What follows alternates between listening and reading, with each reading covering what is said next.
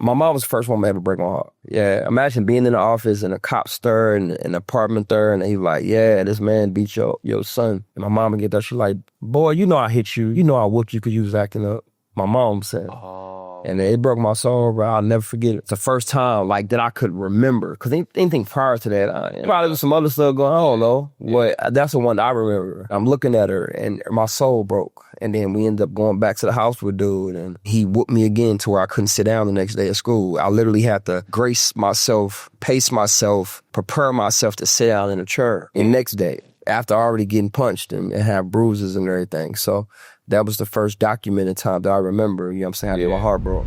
We have a hard time as men growing up, you know what I'm saying? We do, man. That's not to excuse certain actions and things that we do, but growing emotionally, you know, the emotional intelligence, the emotional real estate, the emotional maturity, the emotional capacity is something that comes later. For most, some of us have to grow and mature to that place, and some are faced with things in life. And as a man, I'm honest enough to say that was me. If men need a symbol of emotional foundation found, use me. Take my story and do what you want with it. Talk about it, laugh at me, whatever, grow from it though. Hear me out, hear me say, yeah, I'm telling you where I messed up at. Some of us, our dad never had to talk. Some never heard a man say sorry. That relationship was exposed a lot in myself in areas that I lacked. It exposed my mom issues. I was told my whole life that I had daddy issues. I had mom issues. You know how people are like, man, I'm a product of my environment. No, you are the environment. When we realize we are the environment, you become an environment. You're a whole ecosystem. I'm an ecosystem. And people react to environments. My mom carrying on and working from 4 to 12 at night every day and all that, that doesn't excuse how my experience and how that makes me feel. And some of us men don't get to a place where we can articulate that without anger, or without frustration, or without suppression. It just really hurt, bro. And don't know how to say it. Most of the times, the woman who hurt you is your mother or your aunt or your grandma, somebody who you love dearly, but you seen another man hurt them. So you don't want to be that person. So now we go through life projecting onto somebody else's daughter the same things that we know that we don't want a man to do at our mom. You have to stop, push everything and everybody back, bro. Stop calling her. Stop calling. Stop responding. Stop having sex, brother. Stop drinking. Stop smoking. Stop all of it, man. It's a detox of your soul to try to figure out what's inflamed. Imagine going and you aspire to be a great husband, a great father, a great businessman, a man to keep your word, a man of valor, a man of respect, a man that don't, a man whatever. But then you find yourself in these places where you're doing quite the opposite. But it's a battle. It's like, I know who I want to be. I know where I want to be. I know how I want to show up in the world. Until you stop, you can't. Until you unpack, you can't. Until you are faced with things, you can't.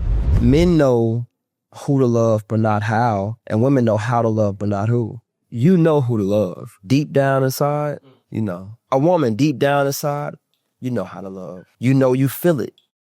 You just don't know who. So we all missing, stop. Sit yourself down. It was real for me. These are also the 3 times I've ever experienced depression. Getting shot, I experienced depression. Imagine being in a hospital bed, no crutches and in a wheelchair. And I was depressed. My dad dying, depressed. Losing my relationship that I felt like growing to be something. I was changing. I was evolving. It was growing me up. But that's not a woman's job. Admitting that as a man is... It could be hard, yeah. Brother, it's not a woman's job to grow you up, man.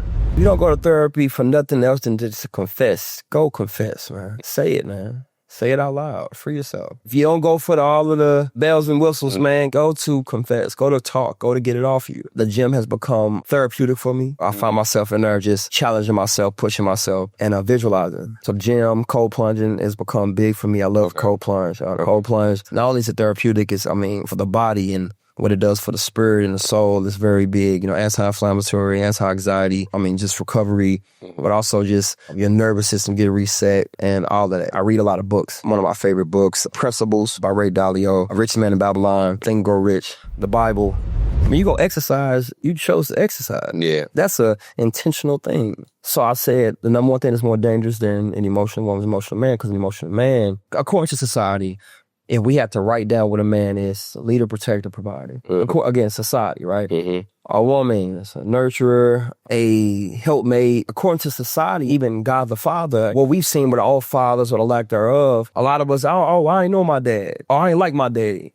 He wasn't around. He didn't provide or protect. So that's how you know you're supposed to be that. Because that's why you don't like your own daddy. So being an emotional man is a detriment to those exact things that we said we're supposed to be. Now, I'm not saying we shouldn't be in tune with our emotions, though. We need space for our emotions, man. I'm not saying walk around here being some heartless monster who just action and pay bills and go to sleep and work until he die. No, because I saw my dad do that, and I would never do that. I think what black men and black women can do, one, you both need to apologize. That's true. And admit we've all done this wrong and make a truce, stop fighting each other, and that's fight the problem. Then to try to figure out, okay, what the problem is. Problem is, we're not in ordained roles. It's like, oh man, the world is advanced and the world is this. That's the problem. Dude, I can do all things. I can do whatever I want. Okay, but that's why you're arguing. Women are made to receive. They bodies, they made to receive, but when they receive, they give. When they receive, though, men are made to give when we receive. Think about it. When we receive, and if your reception was broken as a child, you have a hard time giving, man. Yeah. Darkness is a powerful thing when we learn to be in tune with it. But again, in a religious way, and then we taught certain things, negativities, but I think that, again, God is sovereign. Before we mess things up as humans, God made everything perfect. While we know that, I think sometimes we gloss over that because of the conditions of the world. Everything's perfect, man. God is sovereign. Know exactly what he's doing. And I yield to God. Plants have taught me a lot. People talk about get closer to God. Me personally, I don't see how you can get closer to God without getting closer to nature. I don't get it. I'm not saying it's not possible. If you can go to church every Sunday and be in the four walls every Sunday and that's where you get the closest with your creator, I'm not knocking it. I've been there before too, but that was foundational for me. I ain't been to church in years, a long time. Not saying I wouldn't go either. I'm not, I have nothing against, but my foundation found, and God said, go. But you're not alone. I struggle too. Struggling is just obstacles, man. And obstacles are just moments to prove who you are and who God is in your life. Don't give up, though. Me, I'm not here because I'm the smartest, the fastest, the strongest, the tallest. I'm not the most handsome. I got the most money. None of that, man. I'm here because I never quit. I've taken time to love myself and to know myself and take ownership of myself and then in turn give all that ownership to God. So don't quit, man. And I know when you feel like it's crazy, when you feel like life is throwing you to and fro, look down at your feet and remind yourself you are where you're supposed to be.